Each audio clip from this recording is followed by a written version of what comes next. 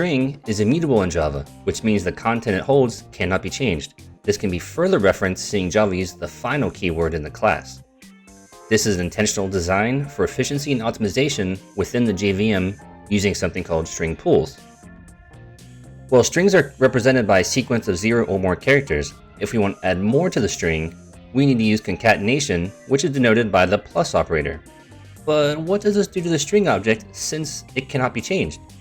Well, Java must create a new string object, then copy the characters over from the original string, and then append the new string you want to concatenate. This can be time-consuming for larger strings, though. The String Builder class doesn't need to go through creation and copying over because it is mutable.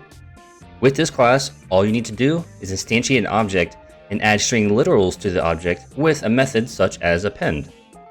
The string class can be instantiated in two ways. The first with double quotes, and if you do it this way, Java will create the string object and then place it in the string pool. The second way is with the new keyword. If you use the new keyword, then Java explicitly creates it in the heap memory. So why would we use one over the other?